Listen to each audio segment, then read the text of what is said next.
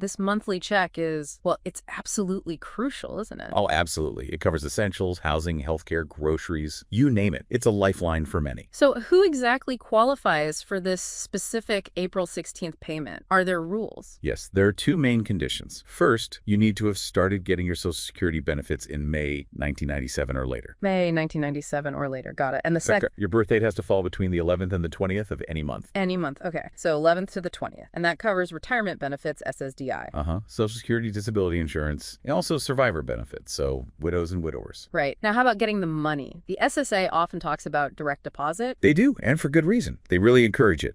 It generally means faster access to your funds. So potentially you could see the money right on April 16th?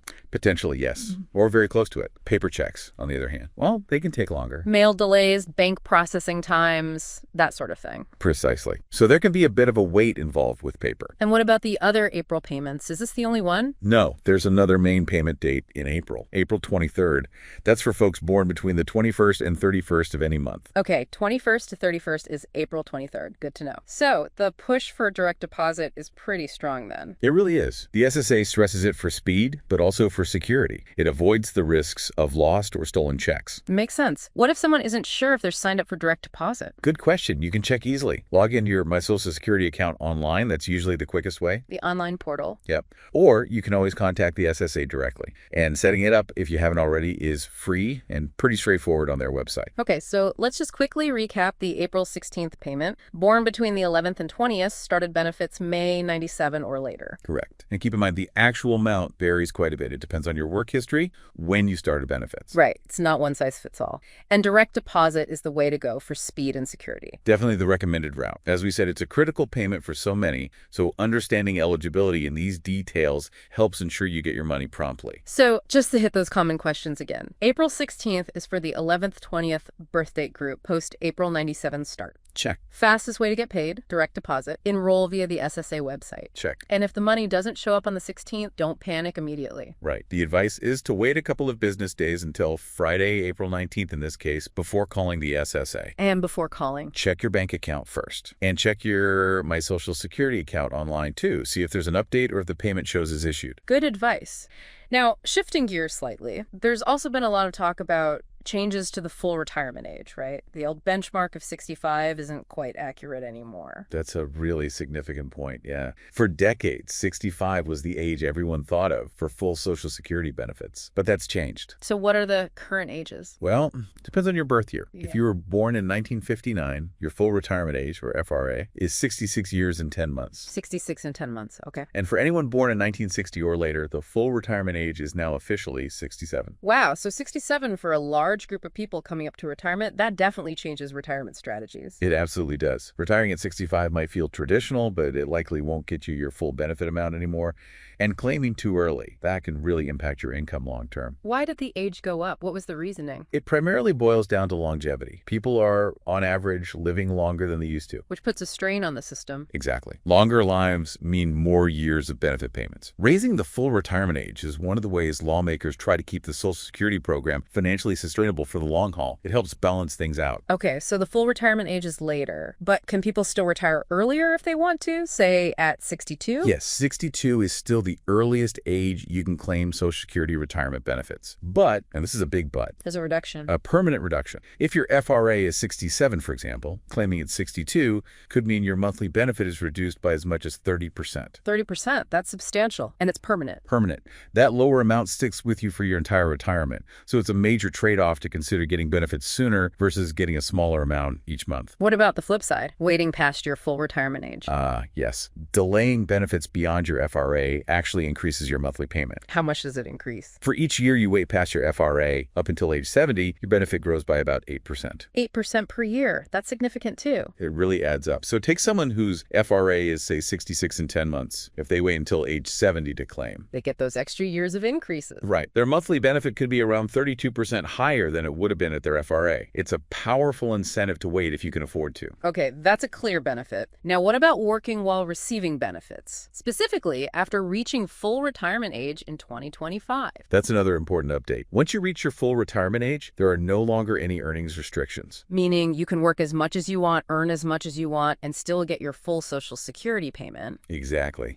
Before you reach FRA, there are limits on how much you can earn before benefits start getting reduced. But after FRA, those limits disappear completely for 2025. That gives people more flexibility. That is flexible. So planning for retirement in 2025 sounds like it involves juggling quite a few factors. It certainly does. You need to think about your health, obviously, and maybe how long you expect to live based on family history. Financial needs too, I assume. What will your expenses look like? Absolutely. Monthly budget, healthcare costs. Yeah. Then there's other income pensions, savings, 401ks, and of course, what kind of lifestyle you want in retirement. Are there tools to help figure this out? It seems complex. The SSA website has some helpful online calculators. They can give you estimates of how your benefit amount changes depending on when you retire. That's useful. It is. But, for personalized advice based on your whole financial picture, talking to a financial planner is often a really good idea. Yeah, getting professional guidance seems wise. So the key takeaway here is that the old 65 benchmark is gone. You really need to plan carefully based on your circumstances and the current rules. That's the bottom line. Careful, individualized planning is crucial for a comfortable retirement these days. Okay, let's shift again. There's also some big news about retroactive payments and benefit increases related to something called WEP and GPO. Yes, this is a major development. The Social Security Administration has started paying retroactive benefits and is increasing monthly payments for a specific group of people. Why is this happening now? It's because of the Social Security Fairness Act. This act effectively ends two provisions: the Windfall Elimination Provision, or WEP, and the Government Pension Offset, or GPO. WEP and GPO, what did they do? Well, in simple terms, they reduced and sometimes completely eliminated Social Security benefits for people who also earned a pension from work where they didn't pay Social Security taxes. Like some public sector jobs. Exactly. Think certain state or local government jobs, like some teachers, firefighters, police officers, also some federal employees under the older civil service retirement system, and even people who worked under a foreign Social Security system. Over 3.2 million people were affected. And the new act gets rid of those reductions. That's the goal.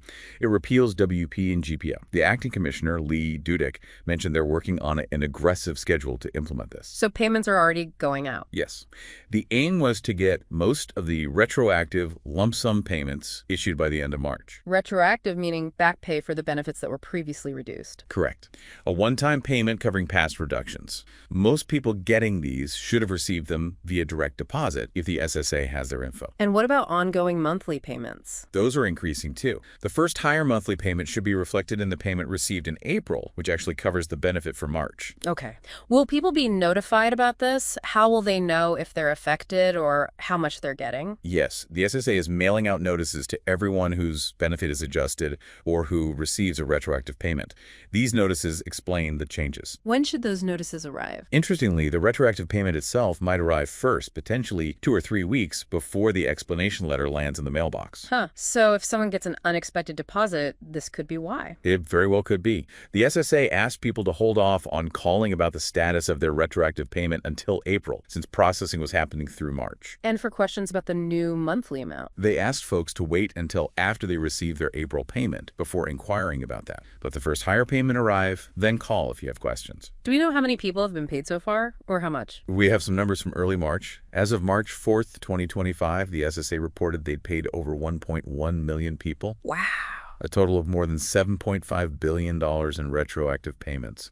The average payment was around $6,710. That's a significant amount of money going back to people. It absolutely is. Yeah. And they're continuing to process the remaining payments and are on track for those higher monthly benefits starting now in April. Okay, that's a really important update on WEP and GPO. Now let's bring it back to today's date. Payments are actually going out today, Wednesday, April 17th, right? Correct. Millions of retirees should be seeing payments today. But wait, earlier we said April 16th was the payment date for the 11th, 20th group. Is today the 17th a different group? Good catch. Let me clarify. The scheduled payment date was indeed April 16th. When we say payments are going out today, April 17th, it often reflects the processing time.